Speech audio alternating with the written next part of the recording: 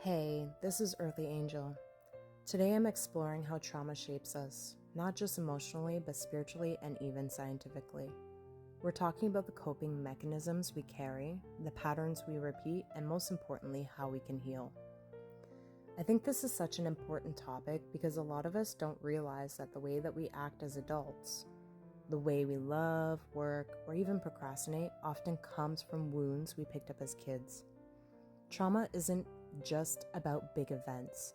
Sometimes it's about the little things that add up, like only being praised when you achieved, or only receiving love when you obeyed. That creates the belief that love must be earned, and those beliefs don't just disappear, they live in us until we heal them. I know people listening might be thinking, okay, but how does that actually show up in my life? Take lust on the surface. It looks like desire, but underneath, it's often about craving connection while being terrified of intimacy. Instead of risking vulnerability, someone might chase shallow encounters. It's not about sex, it's about filling a void without ever having to be fully seen. Like boundaries. Some people can't say no, and it's not because that they're weak. It's because they were raised to believe that their needs didn't matter.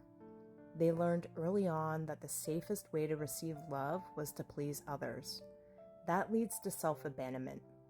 Over time, it creates resentment or even self-hatred because you are constantly putting others' needs ahead of your own. And the truth is, we should have been loved simply for existing, not for what we gave or how useful we were. And when we don't get that, it doesn't just affect relationships, it bleeds into everything. Even something like procrastination. People think procrastination is laziness, but really it's about self-worth. If you don't feel worthy of receiving fully, you'll delay, sabotage, or even avoid finishing things.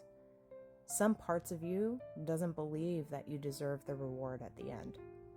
And that connects to money. Being broke isn't just about circumstance, it's about energy. If deep down you don't believe you deserve abundance, you'll unconsciously block it. You might overspend, undervalue yourself, or refuse opportunities without even realizing why. And if you're always giving more than you receive, you create this imbalance.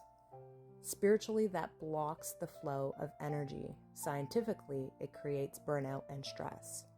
Either way, it reinforces the belief, I don't deserve.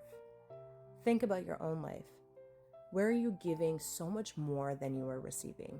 And how is that imbalance showing up in your body, your relationships, or even your bank account?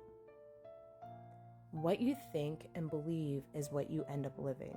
Negative thoughts don't just stay in your head, they change your brain chemistry, your hormones, your nervous system, all of it. Spiritually, they call in situations that match that energy. It becomes a loop.